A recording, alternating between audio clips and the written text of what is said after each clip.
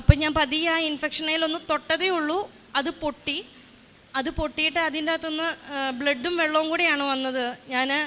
അത് ശരിക്കും പസ്സാന്ന് ഓർത്ത് തന്നെയായിരുന്നു. കാരണം 1 മാസത്തോളമായിട്ട് അതവിടെ ഇങ്ങനെ ഒരു കൊമള പോലെ വീർത്ത് നിൽക്കുമായിരുന്നു. അതിനു മുമ്പ് ഞാനത് കൈയും കൊണ്ട് ഞെക്കി പൊട്ടിക്കാൻ നോക്കിയിട്ടുണ്ട്, നഖം കൊണ്ട് മാന്തി പൊട്ടിക്കാൻ നോക്കിയിട്ടുണ്ട്, പക്ഷെ അത് നടന്നിട്ടില്ല. ഇത് ഞാനൊന്ന് തൊട്ടപ്പോൾ തന്നെ അത് പൊട്ടിയപ്പോൾ തന്നെ ഞാൻ വേഗം എൻ്റെ ഹസ്ബൻഡിനെ വീഡിയോ കോൾ വിളിച്ചിട്ട് എൻ്റെ അമ്മേനെയൊക്കെ വീഡിയോ കോൾ വിളിച്ച് ഞാനിത് കാണിച്ചു കൊടുത്തു, ഇത് പൊട്ടിയെന്ന്. എൻ്റെ പേര് ജോസ്മി രതീഷ്. ഞാൻ ഇസ്രായേലിലാണ് ജോലി ചെയ്യുന്നത്. 2021 നവംബർ മാസമാണ് ഞാൻ ഇസ്രായേലിൽ ജോലിക്കായിട്ട് പോകുന്നത്. അവിടെ ചെന്ന് 1 മാസം കഴിഞ്ഞപ്പോഴത്തേക്കും എനിക്ക് ചെറിയൊരു ബ്രസ്റ്റിന് ഇൻഫെക്ഷൻ ഉണ്ടായി. അവിടെ ഒരു 2 മാസം ആയപ്പോഴത്തേക്കും അവിടെ ഒരു സർജറി ചെയ്യേണ്ടി വന്നു. ആ സർജറി അവിടെ വെച്ച് ഇൻഫെക്ഷനായി. വീണ്ടും അത് എനിക്ക് നാട്ടിൽ കയറി വന്നിട്ട് റീഓപ്പൺ ചെയ്ത് സർജറി ചെയ്യേണ്ടതായിട്ട് വന്നു. കോട്ടയം കാരിത്താസ് ഹോസ്പിറ്റലിലാണ് ഞാൻ റീസർജറി ചെയ്യാനായിട്ട് വന്നത്. കഴിഞ്ഞ മാർച്ച് 29-ാം തീയതി ആയിരുന്നു എൻ്റെ സർജറി. ഇവിടെ വരുമ്പോൾ അത് ഒത്തിരി പസ്സായിട്ട് നല്ല ഇൻഫെക്റ്റഡ് ആയിട്ടാണ് ഞാനിവിടെ വന്നത്. ഇവിടെ വന്നും ബയോപ്സിയും ബാക്കിയുള്ള ടെസ്റ്റുകളെല്ലാം ഞാൻ ചെയ്തു. ഒരു കുഴപ്പമില്ല, അത് ക്യാൻസർ അല്ല, അത് ബ്രസ്റ്റ് ഫീഡിങ് ചെയ്യുന്ന അമ്മമാർക്ക് വരുന്ന ഒരു ഇൻഫെക്ഷൻ ആണെന്ന് കൺഫേം ചെയ്തു. ബ്രസ്റ്റിന് TB ആണോ എന്നറിയാൻ ആ ടെസ്റ്റ് വരെ കൺഫേം ചെയ്ത് എല്ലാം ഓക്കെ ആക്കി. ഞാൻ 27-ാമത്തെ ദിവസം സർജറി കഴിഞ്ഞ് 14-ാമത്തെ ദിവസം ഞാൻ ഇസ്രായേലിൽ തിരിച്ചു കയറിപ്പോയി. അവിടെ ചെന്ന് ഇവിടെ ടെസ്റ്റുകളിലും ഒന്നും കാണിച്ചില്ല, യാതൊരു പ്രശ്നങ്ങളും ഇല്ലായിരുന്നു. ഞാൻ എൻ്റെ സ്റ്റിച്ച് എടുത്ത് അന്ന് തന്നെയാണ് ഞാൻ ഇസ്രായേലിന് കയറി പോകുന്നത്. അത് കഴിഞ്ഞ് 1 മാസം കഴിഞ്ഞപ്പോഴത്തേക്കും ആ ബ്രസ്റ്റിൻ്റെ സ്റ്റിച്ചിൻ്റെ അടുത്ത് ഒരു ചെറിയ തടിപ്പും ചുമപ്പും പോലെ കാണാൻ തുടങ്ങി. ആദ്യം അത് കാര്യമാക്കിയില്ല. അത് പതിയെ എനിക്കൊരു അസ്വസ്ഥത ഉണ്ടാക്കി തുടങ്ങിയപ്പം ഡോക്ടറെ വിളിച്ചത് കാണിച്ചു കൊടുത്തു. അതുപോലെ എൻ്റെ വീട്ടിൽ നിന്ന് അമ്മ പോയിട്ട് ഡോക്ടറെ കൺസൾട്ട് ചെയ്യുകയും ചെയ്തു. അതൊരു ചെറിയ ഇൻഫെക്ഷൻ ആണെന്ന് പറഞ്ഞു. ഒരു ആൻറ്റിബയോട്ടിക്സ് എടുത്താൽ ഒരു കോഴ്സ് 7 ദിവസം കഴിച്ചാൽ അത് പറ്റിപ്പൊക്കോളും, കുഴപ്പമൊന്നും ഉണ്ടാവില്ല എന്നും പറഞ്ഞു. പക്ഷേ ആ ഇൻഫെക്ഷൻ ഓരോ ദിവസം ചെല്ലും തോറും അതിൻ്റെ തടുപ്പും ചുവപ്പും കൂടി വരികയും എനിക്ക് വേദനയും അസ്വസ്ഥതയും കൂടി വരികയും ചെയ്തു. അപ്പോൾ ഡോക്ടർ പറഞ്ഞു അതെന്തുകൊണ്ടാണെന്ന് അറിയത്തില്ല, കാരണം ടെസ്റ്റുകളിൽ ഒന്നും കാണിക്കുന്നില്ല, എല്ലാം നോർമലായിരുന്നു, ഒരു പ്രശ്നവും ഇല്ലായിരുന്നു. പക്ഷേ എന്തുകൊണ്ട് അതിപ്പോൾ കാണിക്കുന്നതെന്ന് അറിയത്തില്ല എന്ന് പറഞ്ഞു. എനിവേ ആൻറ്റിബയോട്ടിക്സ് എടുത്ത് നമുക്ക് നോക്കാമെന്ന് പറഞ്ഞു. പക്ഷേ എൻ്റെ അസ്വസ്ഥതകൾ കൂടി വന്നപ്പോൾ ഞാൻ ഇസ്രായേലിൽ തന്നെ ഉള്ള ഒരു ചേച്ചിയെ പരിചയപ്പെടാനിടയായി. ആ ചേച്ചി ഇതുപോലെ ഒരു ബ്രസ്റ്റിനല്ല വേറൊരു സർജറി കഴിഞ്ഞ് ഇരുന്ന ചേച്ചിയായിരുന്നു. ആ ചേച്ചി എന്നെ വിളിച്ചിട്ട് പറഞ്ഞു ഇങ്ങനെ കൃപാസനത്തിൽ ഒരു ഉടമ്പടി എടുക്കുക, എല്ലാം ഓക്കെ ആകും എന്ന് പറഞ്ഞു. അപ്പോൾ എനിക്ക് മാതാവിനെ കുറിച്ചോ ഒരു കാര്യങ്ങളും അറിയത്തില്ലായിരുന്നു. അപ്പം ഞാൻ ആദ്യമേ സർജറിക്കായിട്ട് ഇവിടെ കയറി വന്നപ്പോൾ എൻ്റെ ചേച്ചിയുടെ ഒരു ഫ്രണ്ട് വഴി ഇവിടുത്തെ ഒരു കാശുരൂപം എനിക്ക് കിട്ടിയായിരുന്നു. ആ കാശുരൂപം കഴുത്തിലിട്ടിട്ടാണ് ഞാൻ സർജറിക്കും ബാക്കി കാര്യങ്ങൾക്കും എല്ലാം പോയത്. പക്ഷെ അത് കൃപാസനത്തിലെ മാതാവാണെന്നോ അങ്ങനെയൊന്നും അറിയത്തില്ല. ഒരു മാതാവിൻ്റെ കാശുരൂപം കിട്ടി, ഞാൻ ഇട്ടു, അത്രയും ഞാൻ ഓർത്തുള്ളായിരുന്നു. ഞാൻ വീണ്ടും ഈ ഇൻഫെക്ഷൻ കൂടി വന്നപ്പോൾ ഞാൻ എന്തായാലും ഉടമ്പടി എടുക്കാം, ഉടമ്പടിയെക്കുറിച്ച് അറിയാമെന്ന് തീരുമാനിച്ചു. അപ്പം ആദ്യം വീട്ടിൽ ഉടമ്പടി എടുക്കുന്നതിനെക്കുറിച്ച് പറഞ്ഞപ്പോൾ മാതാവ് എല്ലായിടത്തും ഉണ്ടല്ലോ, ഇവിടെ തന്നെ വന്ന് ഉടമ്പടി എടുക്കണമെന്നാണ് ചോദിച്ചത്. എന്തായാലും ഞാൻ എൻ്റെ ഒരു ഫ്രണ്ട് വഴി ക്യാൻഡിൽ പ്രയർ റിക്വസ്റ്റ് ഇട്ടു, പ്രാർത്ഥിക്കാൻ തുടങ്ങി. ജൂൺ 5-ാം തീയതിയാണ് ഞാൻ ക്യാൻഡിൽ പ്രയർ റിക്വസ്റ്റ് ഇടുന്നത്. അത് ഇട്ട് പിറ്റേ ദിവസം തന്നെ എൻ്റെ ചേച്ചിയും കുടുംബവും ഇവിടെ വന്ന് ഉടമ്പടി എടുക്കുകയും ചെയ്തു.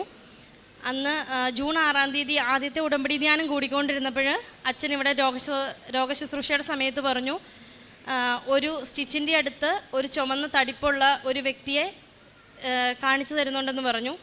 ആ സമയത്ത് അത് ഞാനാണെന്നൊന്നും ഞാൻ ചിന്തിച്ചില്ല. ഞാൻ പെട്ടെന്ന് ഓർത്ത് എൻ്റെ പോലെ തന്നെ ഒരു അവസ്ഥയിലുള്ള ഒരാളാണല്ലോ എന്ന് ചിന്തിച്ചു. ഞാൻ വീട്ടിലേക്ക് വിളിച്ചപ്പോൾ അത് പറയുകയും ചെയ്തു. അപ്പോൾ അവരെൻ്റെ അടുത്ത് പറഞ്ഞു അത് നിൻ്റെ തന്നെയാണെന്ന് വിശ്വസിച്ച് പ്രാർത്ഥിക്കാൻ പറഞ്ഞു. അങ്ങനെ ഓരോ ദിവസവും പ്രാർത്ഥനകൾ ചൊല്ലി വന്നു. ജപമാല സമയം കിട്ടുമ്പോഴൊക്കെ ജപമാല ചൊല്ലി പ്രാർത്ഥിക്കുകയും വിശ്വാസ പ്രമാണം ചൊല്ലുകയൊക്കെ ചെയ്യുമായിരുന്നു. ഓരോ ദിവസം പോകുന്തോറും ആ ഇൻഫെക്ഷൻ കൂടി വന്നു. ആൻറ്റിബയോട്ടിക്സ് എടുത്തു. ഒരു കോഴ്സ് കംപ്ലീറ്റ് ചെയ്തിട്ടും അതിന് യാതൊരു മാറ്റവും ഉണ്ടായില്ല. അതൊരു ചെറിയൊരു വാട്ടർ ബലൂൺ പോലെ ഇൻഫെക്ഷൻ ഇങ്ങനെ വീർത്ത് വരുന്നതായിട്ട് തുടങ്ങി. തൊട്ടാൽ പൊട്ടിപ്പോകുമെന്ന് നമുക്ക് തോന്നും. അങ്ങനെ ഞാൻ തന്നെ അത് പൊട്ടിച്ച് കളയാൻ പറ്റുമെന്ന് വരെ ഞാൻ നോക്കിയിട്ടുണ്ട്, പക്ഷേ അത് പൊട്ടിയിട്ടില്ല. അങ്ങനെ ഒരു കുറച്ച് ദിവസങ്ങളും കൂടെ മുന്നോട്ട് പോയി. അപ്പോഴത്തേക്കും വീട്ടിലെല്ലാവരും രാവിലെ എഴുന്നേറ്റ് ഈ പ്രത്യക്ഷീകരണ പ്രാർത്ഥനയൊക്കെ ചൊല്ലാനായിട്ട് തുടങ്ങി. ഒരു കുറച്ച് ദിവസം കഴിഞ്ഞപ്പോഴത്തേക്കും ഞാനൊരു ദിവസം പ്രത്യക്ഷീകരണ പ്രാർത്ഥന ചൊല്ലിയിട്ട് ഉറങ്ങിപ്പോയ സമയത്ത് ഞാനൊരു സ്വപ്നം കണ്ടു. ഞാൻ ആ ഇൻഫെക്ഷനിൽ ഇങ്ങനെ നോക്കി നിൽക്കുന്ന സമയത്ത് ആ ഇൻഫെക്ഷൻ തനിയെ പൊട്ടിപ്പോകുന്നതായിട്ടും ആ ഇൻഫെക്ഷൻ്റെ അകത്തുനിന്ന് പഴുപ്പല്ല പാലൊഴുകി വരുന്നതായിട്ട് ഞാൻ സ്വപ്നം കണ്ടു. പെട്ടെന്ന് ഞാൻ രാവിലെ ചാടി എഴുന്നേറ്റ് വീട്ടിലേക്കൊക്കെ വിളിച്ചു പറഞ്ഞു ഞാനിങ്ങനെ ഒരു സ്വപ്നം കണ്ടു. അപ്പോഴും ഞാൻ മനസ്സിലോർത്തു ഒരുപക്ഷെ ഞാൻ ഈ സാക്ഷ്യങ്ങളൊക്കെ കേട്ടോണ്ടിരിക്കുന്നതുകൊണ്ട് എനിക്ക് തോന്നുന്നതായിരിക്കും എന്ന്. പക്ഷെ ഞാൻ പ്രാർത്ഥിക്കുമ്പോൾ എപ്പോഴും പ്രാർത്ഥിക്കുമായിരുന്നു ഇങ്ങനെ ഒരു സൗഖ്യം തരുവാണെങ്കിൽ അത് മരുന്ന് കഴിച്ചിട്ടല്ല, ഇവിടുന്ന് തന്നെ കിട്ടുന്ന സൗഖ്യമാണെന്ന് എനിക്ക് ഉറപ്പ് വരുത്തണം, എൻ്റെ വീട്ടിലുള്ളവരും അത് വിശ്വസിക്കണം എന്ന് ഞാൻ പ്രാർത്ഥിക്കുമായിരുന്നു. ഞാനിത് വീട്ടിലേക്ക് വിളിച്ചു പറയുന്ന സമയത്ത് എൻ്റെ ഹസ്ബൻഡ് എൻ്റെ അടുത്ത് പറഞ്ഞു ഇതേ സ്വപ്നം ഇത് പൊട്ടിപ്പോയി എന്നും പറഞ്ഞ് വിളിച്ചു പറയുന്നതായിട്ട് ഞാനും കണ്ടു എന്ന് പറഞ്ഞു. അമ്മയോട് സംസാരിച്ചപ്പം അമ്മയും ഇത് സൗഖ്യം കിട്ടിയതായിട്ട് സ്വപ്നം കണ്ടു എന്ന് പറഞ്ഞു. എങ്കിലും മനസ്സിൽ ഭയങ്കര പേടിയായിരുന്നു, വിശ്വാസമുണ്ട്, എന്നാലും ഇതൊക്കെ ഒരു തോന്നലാണോ, ഇങ്ങനെ നടക്കുമോ എന്നുള്ള സംശയമായിരുന്നു മനസ്സിൽ മുഴുവൻ. എങ്കിലും പ്രാർത്ഥിച്ചുകൊണ്ടിരുന്നു. പക്ഷേ അതിൽ ഒരു കുറവും ആ ദിവസങ്ങളിലൊന്നും കണ്ടില്ല. അങ്ങനെ ഒരു കുറച്ച് ദിവസങ്ങളും കൂടെ മുന്നോട്ട് പോയി. അങ്ങനെ ഒരു 21-ാമത്തെ ദിവസം എനിക്കിതിന് ഭയങ്കരമായ ബുദ്ധിമുട്ടുണ്ടായി. അപ്പം ഞാൻ ഓർത്തു ഇനിയിപ്പം എക്സിറ്റ് കയറി പോവുകയേ വഴിയുള്ളൂ. കാരണം ഇവിടുത്തെ ഹോസ്പിറ്റലിൽ കാണിക്കാൻ ഡോക്ടർ പറഞ്ഞു ഇസ്രായേലിൽ തന്നെ കാണിക്കാൻ. പക്ഷേ ആദ്യത്തെ ഒരു സർജറി കഴിഞ്ഞുകൊണ്ട് എനിക്ക് പേടിയായതുകൊണ്ടും ഞാൻ അവിടെ കാണിക്കാൻ തയ്യാറായിരുന്നില്ല. അപ്പം ഞാൻ ഓർത്ത് എന്നാൽ തിരിച്ചു കയറി പോയേക്കാം, ഇവിടെ ജോലി ചെയ്യേണ്ടെന്നായിരിക്കാം ദൈവഹിതം, അതുകൊണ്ട് തിരിച്ചു കയറി പോയേക്കാമെന്ന് തീരുമാനിച്ചു. അങ്ങനെ ഞാൻ അന്ന് എൻ്റെ അമ്മയെ വിളിച്ചിട്ട് സംസാരിച്ചു, ഞാൻ ഇതുപോലെ തിരിച്ചു കയറി പോരുകയാണ്, കാരണം ഇങ്ങനെ ഒരു വൂണ്ടും വെച്ച് എനിക്ക് നിൽക്കാൻ പറ്റുന്നില്ല, ഇൻഫെക്ഷൻ കൂടി വരുവാണ് എന്ന് പറഞ്ഞു. അപ്പം എന്നോട് അമ്മ പറഞ്ഞു സാരമില്ല തിരിച്ചു കയറി പോരെ, അങ്ങനെ നമുക്ക് പ്രാർത്ഥിക്കാമെന്ന് പറഞ്ഞു. അപ്പം സങ്കടം കാരണം ഞാൻ പറഞ്ഞു അത് ഇങ്ങനെ ഒരു ഉടമ്പടിയെക്കുറിച്ച് ഞാനിങ്ങനെ പോരുന്നതിന് മുമ്പ് ഞാൻ അറിഞ്ഞായിരുന്നെങ്കിൽ ഞാൻ ഇവിടെ വെച്ച് ഉടമ്പടി എടുത്ത് പ്രാർത്ഥിച്ചിട്ടേ പോരുള്ളായിരുന്നു. പക്ഷേ ഇപ്പം അറിഞ്ഞ സ്ഥിതിക്ക് അത് മാതാവ് തന്നെ സൗഖ്യപ്പെടുത്തി തരുവാണെങ്കിൽ തരട്ടെ, ഇല്ലെങ്കിൽ ഞാൻ എക്സിറ്റ് കയറി പോരാം, അതൊന്നും സാരമില്ല എന്നുള്ള രീതിയിൽ ഞാൻ പറഞ്ഞു. അപ്പം അമ്മ എൻ്റെ അടുത്ത് ചോദിച്ചു ഒന്നും കൂടി ആ ഇൻഫെക്ഷൻ ഒന്ന് കാണിച്ചു തരുമായിരുന്നെങ്കിൽ എനിക്കത് ഡോക്ടറെ ഒന്നും കൂടെ കാണിച്ചൊരു മെഡിസിൻ ചോദിക്കായിരുന്നു എന്ന് പറഞ്ഞു. അപ്പം ഓൾറെഡി ഡോക്ടർ പറഞ്ഞായിരുന്നു ടെസ്റ്റുകളെല്ലാം നോർമലാണ്, ഓൺലൈനിൽ ഒരു ട്രീറ്റ്മെൻറ്റ് എടുക്കുന്നതിന് ഒരു പരിധി ഉണ്ടെന്ന് പറഞ്ഞായിരുന്നു. അങ്ങനെയുള്ളടത്ത് ഇനിയും ഡോക്ടറെ കാണാൻ പോകണ്ടെന്ന് ഞാൻ പറഞ്ഞു. ഇനി ഇതെന്ന് പൊട്ടുന്നോ അത് അന്ന് ഞാൻ നിങ്ങളെ വിളിച്ച് ഈ ഇൻഫെക്ഷൻ കാണിച്ചു തരാമെന്ന് ഞാൻ പറഞ്ഞു.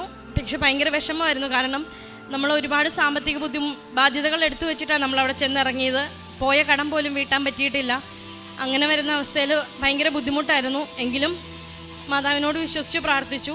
എൻ്റെ ചേച്ചി ബ്രസ്റ്റിൽ ഉടമ്പടി തൈലം തേച്ച് പ്രാർത്ഥിക്കുന്നുണ്ടായിരുന്നു, ഇതിന് സൗഖ്യം കിട്ടും സാക്ഷ്യം പറയുമെന്ന് തന്നെ ഉറച്ച് വിശ്വസിച്ച് പ്രാർത്ഥിക്കുന്നുണ്ടായിരുന്നു.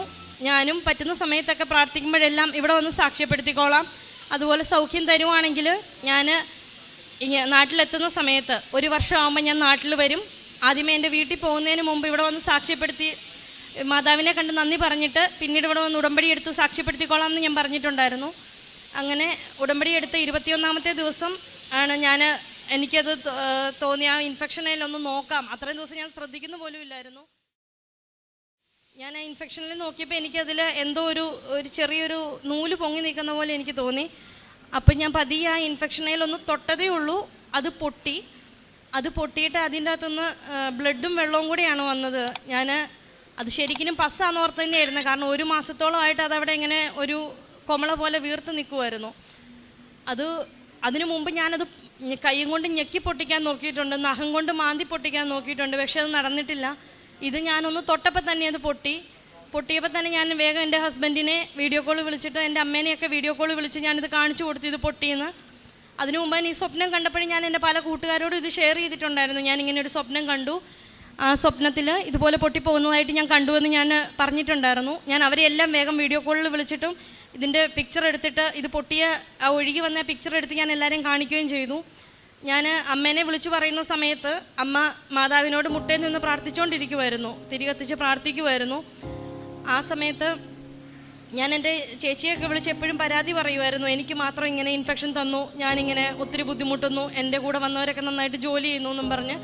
ആ സമയത്തൊക്കെ ചേച്ചി അച്ഛൻ്റെയൊക്കെ ടോക്കുകൾ എനിക്ക് ഷെയർ ചെയ്ത് തന്നിട്ട് ഇത് കേൾക്കാൻ പറയുമായിരുന്നു. ശരിക്കും നമ്മൾ മനസ്സിൽ വിചാരിക്കുന്ന കാര്യങ്ങളായിരിക്കും അച്ഛൻ്റെ ടോക്കിലൂടെ നമ്മൾ കേൾക്കുന്നത്, അതിനൊരു മറുപടിയായിട്ട് കിട്ടുന്നത്. ഞാൻ ഇവരെ വിളിച്ച് ഒത്തിരി വിഷമിച്ച് കരയുന്ന ദിവസങ്ങളിലെല്ലാം ചേച്ചി എനിക്കിങ്ങനെ ടോക്കുകൾ ഷെയർ ചെയ്ത് തന്നിട്ടുണ്ട്, സാക്ഷ്യം പറയാൻ പറ്റും എന്ന് വിശ്വസിച്ച് തന്നെ പ്രാർത്ഥിച്ചോളാനും പറഞ്ഞിട്ടുണ്ട്. ഇത് പൊട്ടിക്കഴിഞ്ഞ് ഒരുപാട് രക്തവും വെള്ളവും ഒഴുകിപ്പോയി. പക്ഷേ ആ സമയത്ത് അതൊന്ന് ഡ്രസ്സ് ചെയ്ത് വെക്കാൻ പോലും എൻ്റെ ഒരു സ്റ്റെറൈലായിട്ടൊരു പാട് പോലും ഇല്ലായിരുന്നു. ഞാൻ എൻ്റെ കയ്യിൽ കിട്ടിയ ഒരു തുണിയും കൊണ്ട് വേഗം ആ പസ്സെല്ലാം ബ്ലഡെല്ലാം തുടച്ച് മാറ്റുക ചെയ്തേ. അതെല്ലാം കഴിഞ്ഞപ്പോഴത്തേക്കും പതിയെ അത് ഒരു 2 ദിവസം കൊണ്ട് അതിൻ്റെ ഊസിങ് എല്ലാം തീർന്നു. അപ്പോഴവിടെ കാണുന്ന ഒരു ചെറിയൊരു ഹോളായിരുന്നു. ആ ഹോള് ഒരു മുറിവല്ല, ഒരു ചെറിയൊരു ഹോള്, നമ്മുടെ സ്കിന്നിൽ ഒരു ചെറിയൊരു ടിയറിങ് പോലെ വന്നിട്ടുള്ളായിരുന്നു. കുറേ ദിവസങ്ങളും കൂടെ ഞാൻ വേറൊരു മരുന്ന് കഴിക്കുവോ അവിടെ ഒരു മരുന്ന് തേക്കുകയോ ഒന്നും ചെയ്തിട്ടില്ല. വീട്ടിലിരുന്ന് ഇവർ ഉടമ്പടി തൈലം തേച്ച് അവർ പ്രാർത്ഥിക്കുമായിരുന്നു. അതൊരു ഏകദേശം ഒരു 90 ദിവസത്തോട് അടുക്കാറായപ്പം ആ ഒരു ഹോള് തന്നെ അടഞ്ഞുപോയി. എൻ്റെ ഈ ഇൻഫെക്ഷൻ പൊട്ടിയതിൻ്റെ പിറ്റേ ദിവസം ഉടമ്പടി ധ്യാനം കൂടാനായിട്ട് ഞാനിരുന്നു. അപ്പം ഞാൻ എപ്പോഴും ബൈബിൾ എടുക്കുമ്പോൾ എനിക്ക് കിട്ടുന്നൊരു വചനം ഉണ്ടായിരുന്നു, സങ്കീർത്തനങ്ങളിൽ, നിൻ്റെ വിശ്വസ്തത മൂലമാണ് നിന്നെ ഞാൻ കഷ്ടപ്പെടുത്തുന്നതെന്ന്. പിറ്റേ ദിവസം ജൂൺ 28-ാം തീയതിയിലെ ധ്യാനത്തിൽ അച്ഛൻ ആ വചനമാണ് പറഞ്ഞ് പ്രാർത്ഥിച്ചത്. അതുപോലെ തന്നെ ഞാൻ ഒരു സ്വപ്നം കണ്ടിട്ടുണ്ടായിരുന്നു. ഞാൻ ഈ അൾത്താരയിലേക്ക് നടന്നു വരുന്നതായിട്ടും അച്ഛൻ എൻ്റെ മുഖത്ത് തട്ടിക്കൊണ്ട് എല്ലാം മാതാവ് നോക്കിക്കോളും, നീ വിഷമിക്കണ്ട എന്ന് പറയുന്നതായിട്ട് ഒരു സ്വപ്നം കണ്ടിട്ടുണ്ടായിരുന്നു. പിറ്റേ ദിവസത്തെ ആ ധ്യാനത്തിൽ അച്ഛൻ പറഞ്ഞ ഒരു കഥ ഇതായിരുന്നു. ഒരു പെൺകുട്ടിയെ, ഒത്തിരി മാനസിക സംഘർഷത്തിലൂടെ കടന്നു പോകുന്ന ഒരു പെൺകുട്ടിയെ കണ്ടു. അവളെ കണ്ടപ്പോൾ ഞാൻ അവളുടെ മുഖത്ത് തട്ടിക്കൊണ്ട് ഒന്നും സംഭവിക്കില്ല, എല്ലാം മാതാവ് നോക്കിക്കോളും എന്ന് പറയുന്നതായിട്ടാണ് ഞാൻ സ്വപ്നം കണ്ടത്. അങ്ങനെ അന്നത്തെ ആ ധ്യാനത്തിൽ അച്ഛൻ പറഞ്ഞ അത്രയും കാര്യങ്ങളും ഞാൻ നേരത്തെ തന്നെ സ്വപ്നത്തിൽ കണ്ടതും ഞാൻ വചനത്തിലൂടെ കേട്ടതുമായ കാര്യങ്ങളായിരുന്നു. എല്ലാ ദിവസവും ഈ പറഞ്ഞ പോലെ ഇന്ന് വരെ പ്രത്യക്ഷീകരണ പ്രാർത്ഥന ഞാൻ മുടക്കിയിട്ടില്ല. ഈ കഴിഞ്ഞ മെയ് 3-ാം തീയതിയാണ് ഞാൻ വെക്കേഷനായിട്ട് നാട്ടിൽ വന്നത്. അന്ന് തന്നെ എയർപോർട്ടിൽ നിന്ന് ഞാൻ നേരെ ഇവിടെ വന്ന് മാതാവിനോട് നന്ദി പറഞ്ഞായിരുന്നു. ഇന്ന് വന്ന് തീർത്ഥാടന ഉടമ്പടി എടുത്തു. അതുകൂടാണ്ട് ഒരുപാട് അനുഗ്രഹങ്ങൾ മാതാവ് ജീവിതത്തിൽ തന്നിട്ടുണ്ട്. പല കാര്യങ്ങളും നടത്തി തരണേന്ന് ആഗ്രഹിച്ച് പ്രാർത്ഥിക്കുന്നതിന് മുമ്പ് തന്നെ ആ കാര്യങ്ങളിലെല്ലാം ഒരു സൊല്യൂഷൻ എനിക്കുണ്ടാക്കി തന്നിട്ടുണ്ട്. ഞാനിവിടെ വന്നു കഴിഞ്ഞിട്ടും ഡോക്ടറെ കാണാൻ പോയിരുന്നു. യാതൊരു പ്രശ്നങ്ങളും എൻ്റെ ബ്രസ്റ്റിനില്ല. ആ ഒരു ഇൻഫെക്ഷൻ പൊട്ടിയതിന് ശേഷം ഞാൻ യാതൊരു മെഡിസിനും എടുത്തിട്ടില്ല. ഇപ്പോഴും ഇത്രയേറെ അനുഗ്രഹങ്ങൾ തന്ന മാതാവിനും ഈശോയ്ക്കും 1000 നന്ദി.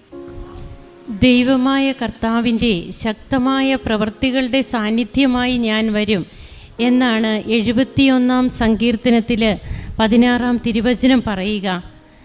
ഇസ്രായേലിൽ ജോലി ചെയ്ത് അവിടെ വെച്ച് ബ്രസ്റ്റിൽ ഇൻഫെക്ഷൻ ആവുകയും സർജറി നടത്തുകയും എന്നാൽ വീണ്ടും അത് ഒന്നുകൂടി കോംപ്ലിക്കേറ്റഡ് ആകുന്ന രീതിയിൽ വളരെയധികം പഴുത്ത് എന്ന് പറഞ്ഞതുപോലെ വീണ്ടും ബുദ്ധിമുട്ടാവുന്ന അവസരത്തിൽ അവർ പറയുന്നത് വീണ്ടും ഒരു സർജറിയാണ്. അപ്പോഴാണ് ഈ മകള് ഇവിടെ വന്ന് റീസർജറി നടത്തുന്നു.